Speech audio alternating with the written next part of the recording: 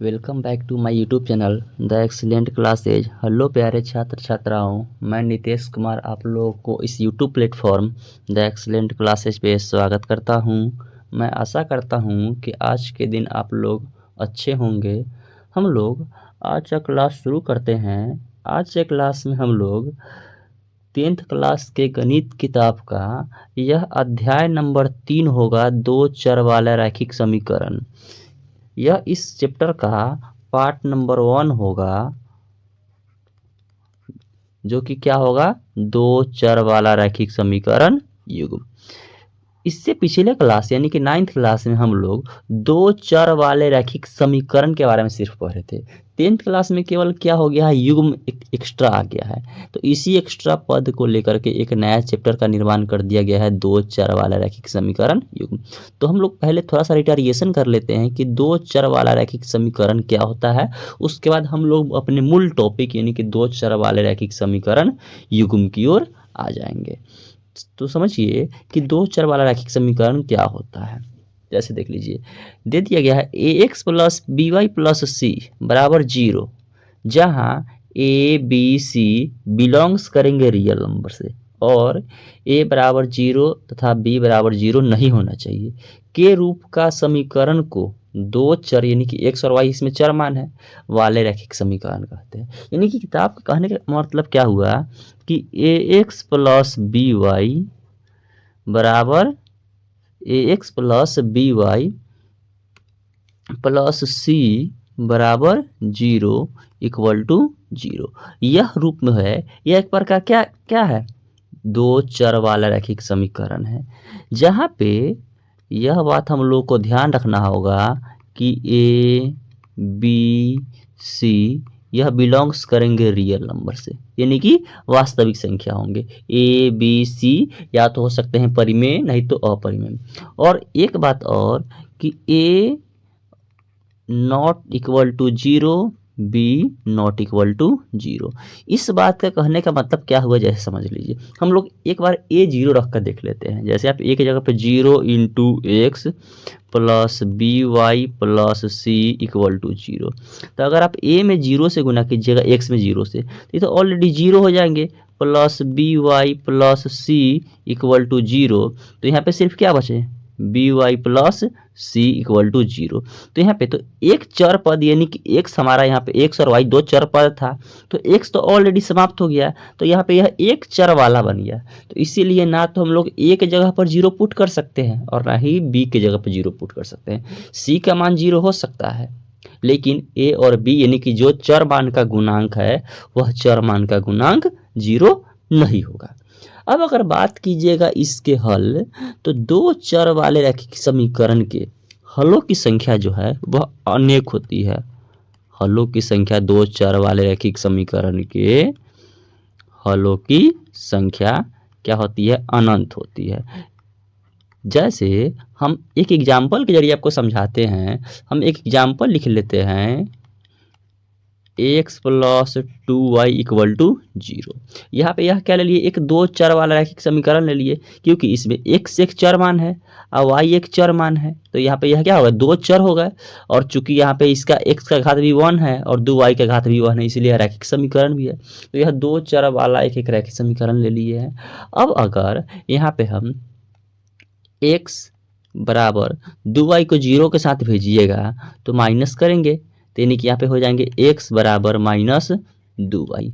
अगर आप x का मान 1 रख लेते हैं, x का मान 1 रखने पर, तो समझिए अगर x पे 1 रख लेते हैं तो बराबर माइनस 2y, माइनस 2 चले जाएंगे भाग में, यानी कि हो जाएंगे x बराबर माइनस 1/2। यह किसका मान हो गया, y का मान हो गया। तो यह एक अलग मान हो गया। उसी तरीके से अगर आप x बराबर 2 रख लेते हैं, x बराबर कितना 2 रख लेते हैं, तो यहाँ पे देखिए हम रख के देखते हैं, x यहाँ पे 2 बराबर माइनस 2y, माइनस 2 चले जाएंगे भाग में, तो यह कट जाएंगे 1 टाइम्स में, यानी कि y का मान कितना आ गया, -1 आ गया। तो इस तरीके से आप x का मान कुछ भी रखिएगा, y का मान जरूर कुछ न कुछ आएंगे। तो इस तरीके से हम क्या समझे कि दो चर वाले रैखिक समीकरण के हलों की संख्या क्या होगी, अनंत होगी। यह आपसे बात एग्जाम में पूछे जाते हैं कि दो चर वाले रैखिक समीकरण के हलों की संख्या कितनी होती है। तो आप ध्यान रखिएगा, दो चर वाले रैखिक समीकरण के हलों की संख्या अनंत होती है। यह बात आपको नोट के तौर पर लिख दे रहे हैं, इसको आप रिमेंबर हमेशा रखिएगा। चलिए हम लोग अब आते हैं अपने मूल टॉपिक दो चर वाले रैखिक समीकरण युग्म की ओर। वह क्या होता है, दो चर वाले रैखिक समीकरण युग्म, जिसको हम लोग कहते हैं pair of linear equation in two variables. जैसे यहाँ पे समझ लीजिए, हम लिख रहे हैं equation a1x plus b1y plus c1 equal to 0। यह क्या हुआ, एक दो चर वाला रैखिक समीकरण हुआ। और यहाँ पे हम एक और समीकरण ले लेते हैं a2x plus b2y plus c2 बराबर 0। अब जैसे समझिए, यह एक क्या है, यह दो चर वाला रैखिक समीकरण है, दो चर वाला रैखिक समीकरण। और नीचे की ओर भी देख लीजिए, ये भी एक क्या है, दो चर वाला रैखिक समीकरण है, दो चर वाला रैखिक समीकरण। अब चूंकि यह दो चर वाला कितने रैखिक समीकरण है, यह दोनों दो चर वाले दो रैखिक समीकरण हो गए, यानी कि जोड़ा बन गया, युग्म बन गया। युग्म का मतलब ही क्या होता है, जोड़ा, यानी कि दो चर वाले कितने रैखिक समीकरण, दो रैखिक समीकरण। तो इसीलिए इसको बोला जाता है दो चर वाला रैखिक समीकरण युग्म। और जहां पे आप इस बात को ध्यान रखिएगा, जहां a1 b1 c1 a2 b2 c2 यह बिलोंग्स करेंगे रियल नंबर से, तथा a1 b1 a2 b2 यह 0 के बराबर नहीं होगा। ठीक है, इन दोनों कंडीशन का आप ध्यान रखिएगा। तो यही क्या कहला जाता है, दो चर वाला रैखिक समीकरण युग्म कहला जाता है। अब अगर इसके हलों की संख्या की बात कीजिएगा, हलों की संख्या, तो यह समीकरण के ऊपर निर्भर करता है कि दो चर वाले रैखिक समीकरण के हल कितने होते हैं। ऐसे दो चर वाले रैखिक समीकरण के हल मुख्यतः तीन तरीकों से होते हैं। एक होता है अद्वितीय हल, अद्वितीय हल जिसको हम लोग एक हल भी कहते हैं। दूसरा होता है कोई हल नहीं, कोई हल नहीं। और तीसरा होता है अनगिनत हल, अनगिनत हल। तो यह समीकरण के ऊपर निर्भर करता है कि किस दो चर वाले रैखिक समीकरण युग्म के कितने हल होंगे। चलिए हम लोग इसको समझते हैं कि कब जो है अद्वितीय हल होंगे, कब कोई हल नहीं होगा और कब अनगिनत हल होगा। तो जैसा कि हम आपको समझाए हैं कि इसके हल कितने तरीकों से होते हैं, तीन तरीकों से होता है। एक क्या, अद्वितीय हल। अब थोड़ा सा समझ लीजिए कि अद्वितीय हल क्या होता है। अद्वितीय हल यानी कि केवल कितने हल, केवल एक हल। जैसा कि हम लोग 9th क्लास में समझ चुके हैं कि जब दो चर वाले रैखिक समीकरण के आलेख खींचे जाते हैं तो उसके आलेख क्या होते हैं, एक सरल रेखा होता है। तो हम लोग यहाँ पे अब चूंकि कितने समीकरण हैं, दो समीकरण हैं, तो हम लोग क्या कर लेते हैं, इस पहले इसका तो हम लोग निर्देशांक तल बना लेते हैं।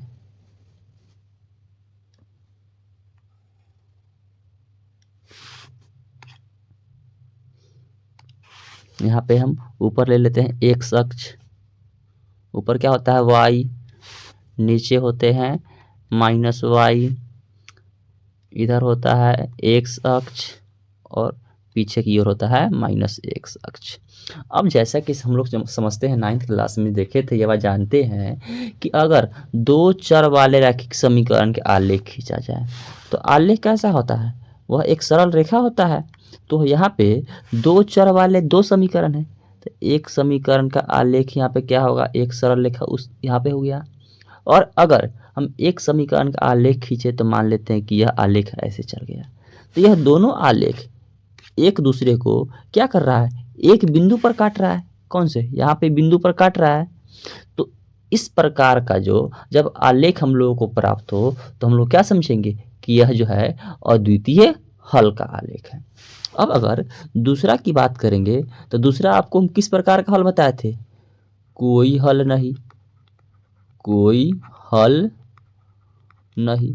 अब समझिए जरा कब कोई हल नहीं होता है, इस बात को थोड़ा सा समझिए। जैसे समझ लेते हैं हम लोग, पहले निर्देशांक तल बना लेते हैं, उसके बाद आपको फिर हम एक्सप्लेन करते हैं।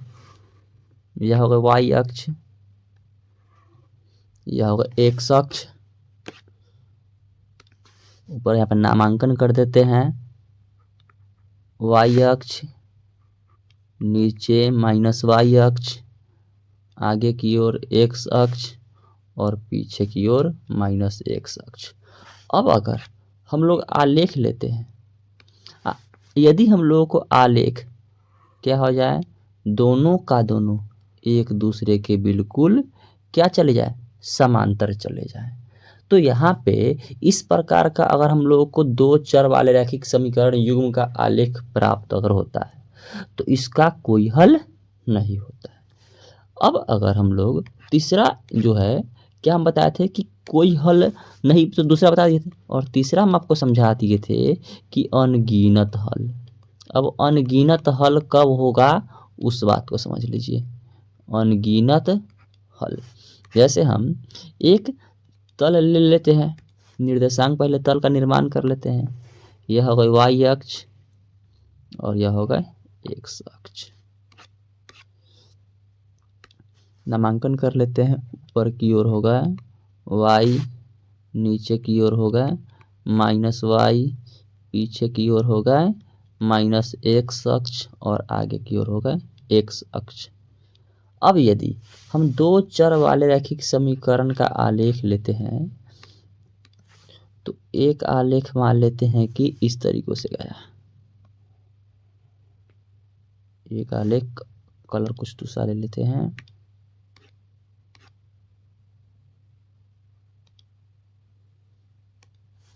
एक आलेख मान लेते हैं कि ऐसे गया, ठीक है, और एक आलेख इसी पर ऐसे चल गया, दूसरा आलेख ऐसे, ठीक है।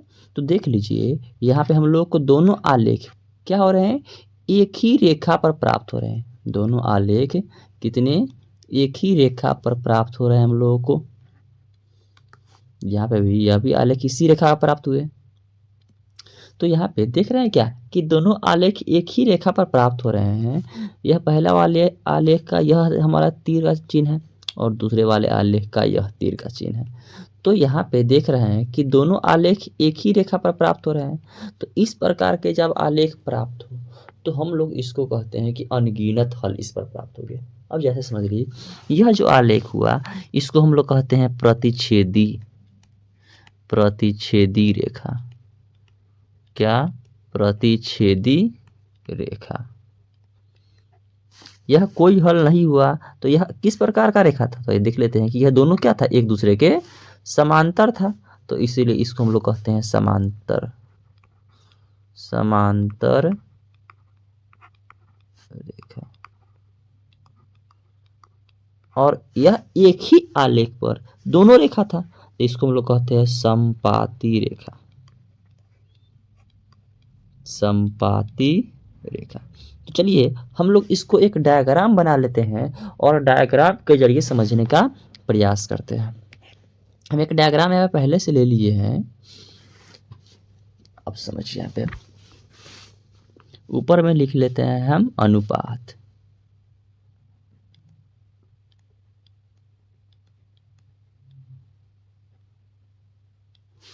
इधर हलों की संख्या, हलों की संख्या, और इधर लिख लेते हैं आलेखीय निरूपण, आलेखीय निरूपण, यानी कि अगर हम इस चार्ट को समझ लेते हैं तो हम लोगों को यह अनुभव हो जाएगा, समीकरण देखकर ही हम लोग अनुमान लगा लेंगे कि इसके हलों की कितनी संख्या होंगी। जैसे अगर आपका अनुपात, हम लोग समीकरण क्या लिए थे, दो समीकरण ले लिए थे। एक आया था a1x plus b1y plus c1 equal to 0 और दूसरा समीकरण था a2x plus b2y plus c2 equal to 0। अब जैसे अगर आपका अनुपात a1 बटा a2 बराबर नहीं होता है b1 बटा b2 के, तो इसका क्या हो जाएंगे हलों की संख्या, अद्वितीय हल।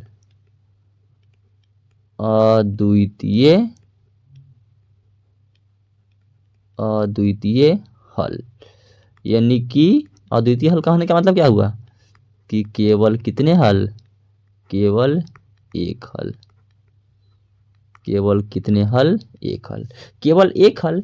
या इसको हम लोग ऐसे भी कह सकते हैं अविरोधी हल। क्या, अविरोधी हल या संगत हल। और इसका अगर आप आलेखीय निरूपण कीजिएगा तो इसका आलेख कैसे आएंगे, प्रतिच्छेदी रेखा। कैसे आएंगे, प्रतिच्छेदी रेखा। यदि आप दो समीकरण के अनुपात अगर आप प्राप्त करते हैं और अनुपात आपको आ जाता है a1 बटा a2 बराबर होता है b1 बटा b2 के, लेकिन c1 बटा c2 के बराबर नहीं होता है, तो इसके जो है ना कोई हल नहीं होंगे, कोई हल नहीं। और जब कोई हल नहीं हो जाएगा तो इसको बोला जाएगा विरोधी हल, विरोधी हल, या इसको कह सकते हैं असंगत हल, असंगत हल। इसका आलेख जो है वह क्या होंगे, समांतर रेखा प्राप्त हो जाएंगे। इसका जो है दोनों आलेख जो है वह एक दूसरे के क्या होंगे, समांतर होंगे। यदि अब अगर अनुपात आपको a1 बटा a2 बराबर होता है b1 बटा b2 के, अब बराबर होता है c1 बटा c2 के, यानी कि तीनों अनुपात एक दूसरे के बराबर है, तो इसके हो जाएंगे अनेक हल, या कह सकते हैं अनगिनत हल, अनेक हल, या इसको कह सकते हैं हम लोग अविरोधी हल, अविरोधी हल, या संगत हल, संगत हल, जिसको हम लोग क्या कहते हैं, आश्रित रेखा भी कहते हैं,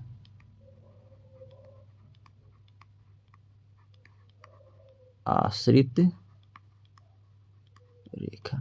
ठीक है, तो अगर आप इस डायग्राम को अच्छी तरीकों से ध्यान में याद से कर लेते हैं, अगर आप इस डायग्राम को अच्छी तरीकों से याद कर लेते हैं तो आप लोगों को एग्जाम में इससे तो कम से कम 5 नंबर के क्वेश्चन पूछे जाते हैं। कितने, 5 अंक के प्रश्न केवल इस डायग्राम से पूछे जाते हैं। इसलिए आप यह डायग्राम परीक्षा के दृष्टिकोण से अच्छे तरीकों से याद कर लीजिएगा। अब जैसे हम समझ लेते हैं थोड़ा सा इस डायग्राम का कहने का क्या अर्थ हुआ। जैसे एग्जाम्पल हम ले लेते हैं कि जब हमारे पास दे दिया x प्लस 2y बराबर 5, 2x माइनस 3y बराबर 8। अब देख लीजिए यहाँ पे इस पहला समीकरण का व्यापक रूप क्या होगा, पहला समीकरण का व्यापक रूप यही ना होगा a1x plus b1y plus c। यानी कि इस समीकरण में a1 का मान कितना है 1, b1 का मान कितना है 2 और c1 का मान कितना है 5। अब अगर a2 का मान देखिएगा तो a2 का मान कितना है 2, b2 का मान कितना है -3 और C2 का मान कितना है 8, क्योंकि दूसरा जो समीकरण है उस दूसरा समीकरण का यह जो दूसरा समीकरण है यह दूसरा समीकरण का व्यापक रूप यही ना होगा जी, a2x plus b2y plus c2 बराबर 0। तो a2 b2 c2 का मान, अब यहाँ पे अगर अनुपात निकालिएगा a1 बटा a2 तो कितना आएंगे 1/2।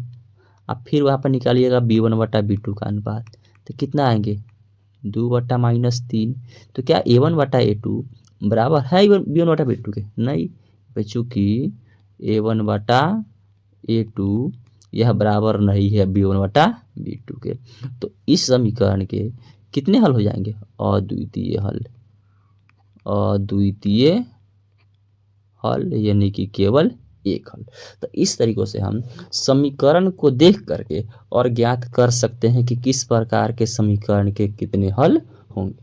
चलिए हम इसको, ठीक है ना, क्या करते हैं, अब हल करने की विधियों को समझते हैं। यहाँ पे तो हम लोग इन सारे डायग्रामों से या जो भी हम बात बताए हैं उन बातों से यह बात तो क्लियर हो गया कि दो चर वाले रैखिक समीकरण के हल की संख्या जो है वह समीकरण के ऊपर निर्भर करता है कि किस प्रकार के समीकरण के कितने हल होंगे।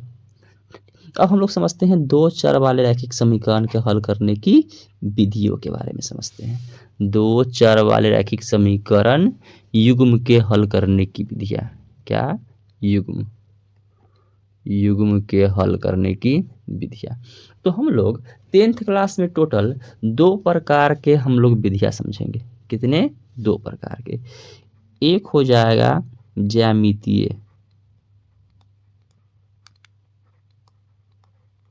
ज्यामितीय विधि, या जिसको हम लोग कह सकते हैं आलेखीय विधि। ज्यामितीय विधि या क्या? आलेखीय विधि।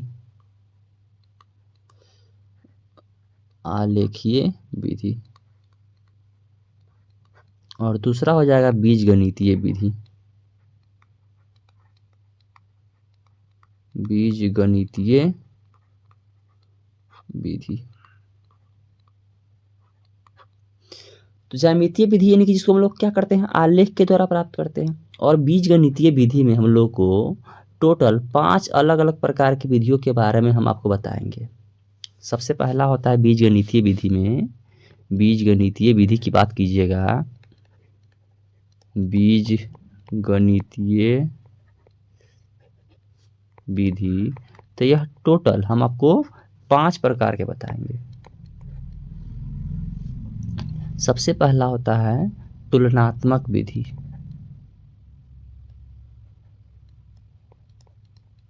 तुलनात्मक विधि। दूसरा होता है, पहला तुलनात्मक विधि होता है, उसके बाद दूसरा होता है प्रतिस्थापन विधि। प्रतिस्थापन विधि। तीसरा होता है विलोपन विधि। विलोपन विधि, या इसको हम लोग लुप्तीकरण विधि भी कहते हैं। लुप्तीकरण विधि भी कहते हैं। चौथा हो जाएंगे ब्रजगुणन विधि। ब्रजगुणन विधि। और पांचवा हो जाएंगे अनुपात निर्णय विधि। अनुपात निर्णय विधि। लेकिन 10th क्लास में हम लोग को 10th क्लास की किताब की अगर बात कीजिएगा तो 10th क्लास की किताब में टोटल आपको 3 विधियों का ही जिक्र किया गया है। कौन कौन विधि होंगे 10th क्लास में? ठीक है, तो एक होगा प्रतिस्थापन विधि, दूसरा होगा विलोपन विधि या लुप्तीकरण विधि, और तीसरा है ब्रजगुणन विधि। यह तुलनात्मक विधि हम लोगों को 11th क्लास में पढ़ना है, और अनुपात निर्णय विधि भी 11th क्लास में पढ़ना है। यह दोनों जो है वह हम लोगों को कब पढ़ना होगा? 11th क्लास में। लेकिन हम आपको इस क्लास में ही बता देंगे, यह हम लोग को 11th क्लास का टॉपिक होता है, लेकिन हम आपको इस क्लास में ही बता देंगे कि तुलनात्मक विधि क्या है और अनुपात निर्णय विधि क्या है, थोड़ा सा संक्षेप में। ठीक है, तो हम लोग चलिए शुरू करते हैं। सबसे पहला ज्यामितीय विधि, यानी कि कैसे हम लोग ज्यामितीय विधि से हल ज्ञात करते हैं। थोड़ा सा इस बात को समझ लीजिए। जैसे हम यहाँ पे एक एग्जाम्पल लिख रहे हैं, x + 2y = 8, comma 2x + 5y = 10। ये हम लोग के पास दो चर वाले रैखिक समीकरण युग्म के एक क्या हो गए, उदाहरण होगा। और इस उदाहरण का हम आलेखीय विधि से क्या ज्ञात करने वाले हैं, हल ज्ञात करने वाले हैं। तो समझिए, पहले इस समीकरण का हम लोग पहले हल ज्ञात कर लेते हैं। कितना हमारे पास समीकरण दे दिया गया है, x + 2y = 8। अब जैसे देख लीजिए, हम लोग x के जगह पे रख लेते हैं 1, x = 1 रखने पर तो यहाँ पे 1 रख लिए, प्लस 2y = 8। अब अगर 1 को इधर भेज दीजिएगा माइनस में, तो हो जाएंगे 8 में से 1 घटा दीजिएगा, यानी कि 2y = 7। 2 भेज दीजिएगा भाग में, तो 7/2, यानी कि यह 3.5, यानी कि 3.5 मात्रा में कटेंगे। अब अगर आप x बराबर रख लेते हैं 2, x = 2 रख लेते हैं, तो समझिए यहाँ पे 2 + 2y = 8, 2 चल जाएंगे घटाओ में, यानी कि 2y बराबर हो जाएंगे 8 घटाओ 2, 2y बराबर हो जाएंगे 8 में से 2 घटाइएगा 6, 2 चले जाएंगे भाग में, यानी कि यह 3 मात्रा में कट जाएंगे। तो y का मान कितना आ गया, 3 आ गया। तो यह तो हम लोग क्या किए, इस समीकरण को हल कर लिए। अगर हल किए हैं तो यहाँ पे देखिए हम लोग को इसको क्या क्या बिंदु हम लोग को आया है, x y। हम लोग x का मान 1 रखे हैं, तो y का मान कितना आया है, 3.5। हम x का मान यहाँ पे 2 रखे हैं, तो y का मान कितना आया है, 3 आया है। दूसरा हमारे पास समीकरण कितना है, 2x + 5y = 10। चलिए यहाँ पे हम लोग रख लेते हैं x = 0। x = 0 रखने पर तो 2 गुने x यहाँ पे 0 रख लिए, प्लस 5y = 10। अगर आप 2 में 0 से गुना कीजिएगा तो 0 + 5y = 10। 0 में 5y जोड़िएगा तो 5y ही हो जाएंगे बराबर 10, 5 चले जाएंगे भाग में, यानी कि यहाँ पे y = 10/5। इसे काटिएगा 2 मात्रा में कट जाएंगे। अब अगर हम लोग x का मान यहाँ पे, x का मान हम लोग अब यहाँ पे क्या कर लेते हैं, कुछ चेंज कर लेते हैं और x का मान रख लेते हैं 3, या आप x का मान जो है कुछ अलग रख लीजिए, 5 रख लीजिए। x का मान कितना, 5 रख लीजिए। x का मान 5 रखने पर तो समझिए यहाँ पे 2 गुने x यहाँ पे 5 रख लिए, जोड़ 5y = 10, तो 5 दूनी 10 प्लस 5y = 10। 10 चले जाएंगे घटाओ में, तो यहाँ पे हो जाएंगे 5y = 10 घटाओ 10, ये 5 चले जाएंगे भाग में, यानी कि 0/5, यानी कि 0। तो इसको हम लोग जब हल प्राप्त किए हैं तो क्या क्या आया है, यहाँ पे रख लेते हैं x, यहाँ पे y। तो x जो इसमें जब 0 रखे हैं तो y के मान कितना आया है, 2 रखे आया है। और x अगर हम 5 रखे हैं तो y का मान कितना आया है, 0 आया है। और हम लोग इसको क्या करते हैं, आलेख पर दिखाते हैं। इसको हम लोग आलेख पर दर्शा लेते हैं। पहले हम लोग एक तल का निर्माण कर लेते हैं, निर्देशांक तल।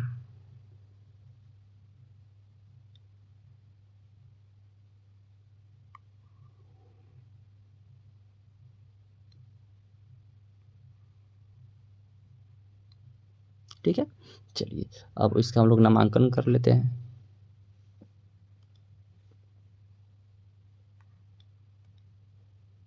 यहाँ पे 1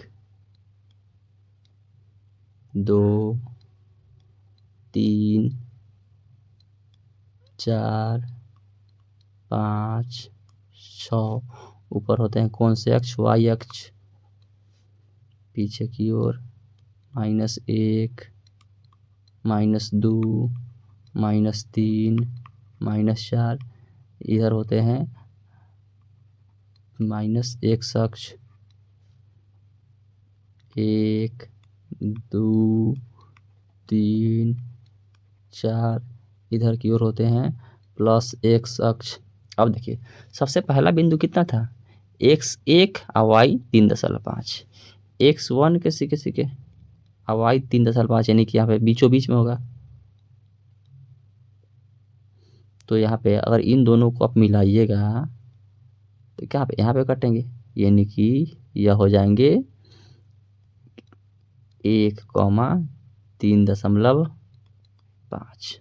उसके बाद कितना था इसमें, x का मान 2, y का मान 3, x का मान 2, y का मान 3, यहाँ पे कटेंगे 2,3 ही ना होगा, 2,3। अब अगर हम इसको आलेख खींचेंगे इन दोनों बिंदुओं से होते हुए, अगर आप आलेख खींचते हैं तो देखिए आलेख कैसे जाएंगे, ऐसे आलेख जाएंगे, ऐसे ही ना आलेख जाएंगे।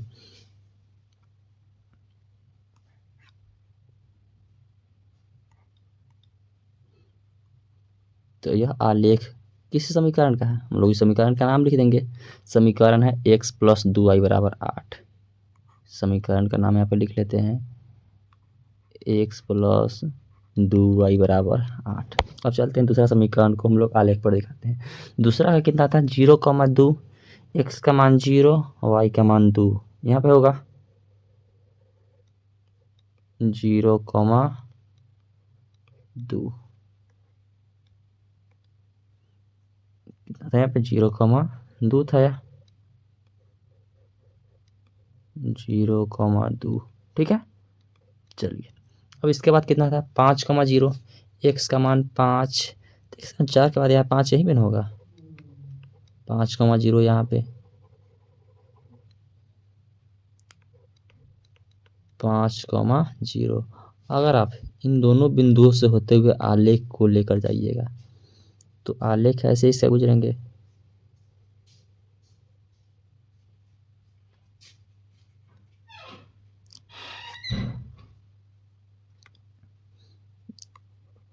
यह किस समीकरण का आलेख है, तो इस समीकरण का हम लोग क्या नाम, इस समीकरण क्या था यहाँ पे, 2x + 5y = 10, 2x + 5y = 10। अब थोड़ा सा हम आपको समझाना चाहेंगे, जैसे देखिए यह जो आलेख था, इस आलेख को थोड़ा सा अगर आप नीचे करते, इस आलेख को अगर आप थोड़ा सा नीचे करते तो यह आलेख एक दूसरे को, देख लीजिए यहाँ पर प्रतिच्छेद कर दिया, यह आलेख एक दूसरे को आपको दिखाना चाहेंगे, यहाँ प्रतिच्छेद किया, तो यह दोनों एक दूसरे को कितने बिंदु पर प्रतिच्छेद किया, एक ही बिंदु पर ना प्रतिच्छेद किया। तो जिस बिंदु पर प्रतिच्छेद किया, जैसे कि अगर इसको हम लोग और आगे की ओर लेकर जाते हैं, इसको हम और आगे की ओर लेकर आते तो यहाँ पे 5 था, तो यहाँ पे कितना होगा 6 होगा, यहाँ पे कितना होगा 7 होगा। तो यह इस यहाँ पे कटा, और यहाँ पे कितना था, नीचे -1 होता। तो देख लीजिए यह 6 और 7 यानी कि 6.5 और यहाँ पे -1, तो यह एक बिंदु पर कटा, और जिस बिंदु पर कटा वही इस दोनों समीकरणों का क्या हो जाएंगे, हल हो जाएंगे। अर्थात यह एक प्रकार का कैसा रेखा है, प्रतिच्छेदी रेखा प्राप्त हुआ। तो प्रतिच्छेदी रेखा प्राप्त हुआ तो इसके कितने हल होंगे, केवल एक हल होंगे, और वो भी कितने, तो यहाँ पर लिख देंगे, पहले हम लोग हल लिखते हैं तो पहले उसमें x का मान लिखते हैं, तो x कितना है 6.5, लगभग ग्राफ पर जो है एकदम करेक्ट मान आएंगे, और y का मान -1। तो यह जिस बिंदु पर कटा वह इसका क्या हो गया, हल हो गया, यह इसके हल हो गए, ठीक है। जिस बिंदु पर कटा हुआ इसका क्या हो गया जी, हल हो गया। तो इस तरीक़े से हम आज के क्लास में 2 चर वाले रैखिक समीकरण युग्म का आलेखीय विधि समझे हैं कि आलेखीय विधि हम लोग कैसे ज्ञात करते हैं। अगले क्लास में हम लोग इसके बीजगणितीय विधि को समझेंगे कि बीजगणितीय विधि से हम लोग कैसे हल निकालते हैं और उसके बाद प्रश्नावली की ओर हम लोग चलेंगे। तो आज का क्लास ये हम लोग केवल चैप्टर का इंट्रोडक्शन सिर्फ दिए हैं कि इस चैप्टर में हम लोगों को क्या क्या चीज़ पढ़ने को मिलेंगे और कैसे कैसे बात हम लोग को समझने को मिलेंगे। तो हम आशा करते हैं कि आप लोग आज का क्लास यह पूरा समझ में आया होगा। अगर आप लोगों को इस चैप्टर से रिलेटेड कोई भी नोट चाहिए या आप लोगों को इस टॉपिक से रिलेटेड पीडीएफ चाहिए तो आप हमारे टेलीग्राम ग्रुप से जुड़ करके या व्हाट्सएप ग्रुप से जुड़ करके इन क्लासों का पीडीएफ प्राप्त कर सकते हैं। इतना ही कहकर हम क्लास को विराम करते हैं। आपका दिन शुभ रहे। शुभ रात्रि।